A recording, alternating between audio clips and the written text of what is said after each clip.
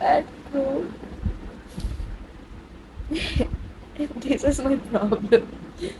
కోపం వస్తుంది, కోపంలో ఏడుపు వస్తుంది, ఇక్కడ కంట్రోల్. హలో అందరికీ.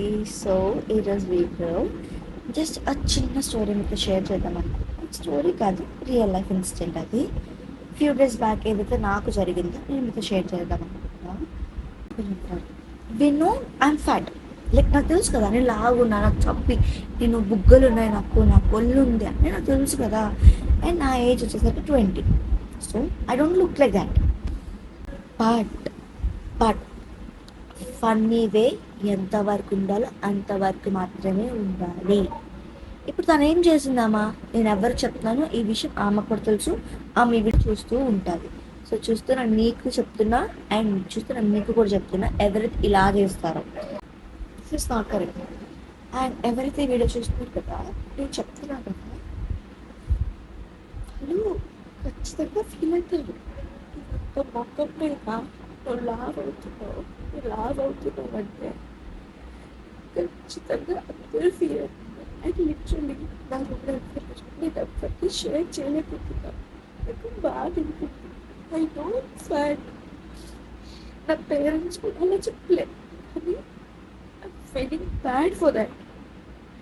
I couldn't express also. I know fat bro. This is my problem. కోపం వస్తుంది, కోపంలో ఏడుపు వస్తుంది, ఇక్కడ కంట్రోల్. అండ్ ఇదే నేను సింపతి కోసం చేయట్లేదు. I just want to share this feel to everybody that లావుగున్నోళ్ళు కూడా మనుషులే బ్రో.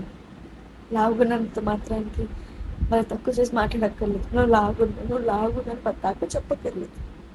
నేను వేపుతాను అయిపోతున్నాం దీనివల్లే, తినడం వల్లే.